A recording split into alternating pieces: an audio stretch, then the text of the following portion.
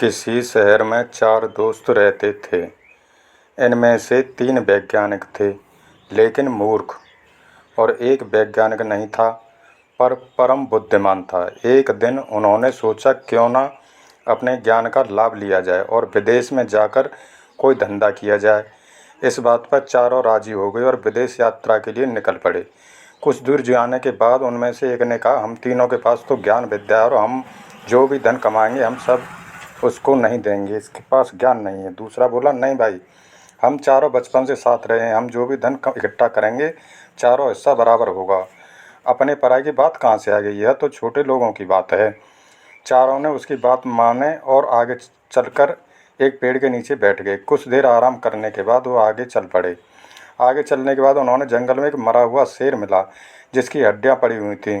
इनमें से 3 बोले, क्यों ना इस शेर को जिंदा किया जाए और अपनी विद्या को आजमाया जाए, कहीं भूल तो नहीं गए। यह सोचकर तीनों शेर की हड्डियां इकट्ठी करने लगे। कुछ देर में उन्होंने सारी हड्डियां इकट्ठी कर लीं और हड्डियों को जोड़ने लगे।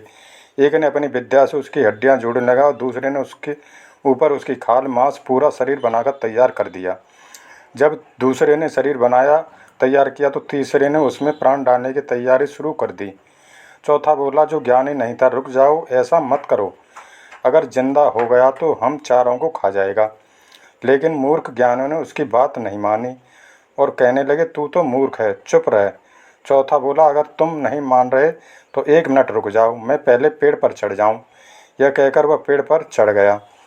उन तीनों ने इतने में शेर को जिंदा कर दिया। शेर जिंदा होते इन तीनों पर झपट पड़ा और मार डाला। इस कहानी से हमें यह शिक्षा मिलती है, क्या ज्ञानी होना ही पर्याप्त नहीं है, इसके लिए बुद्धि और विवेक भी जरूरी है।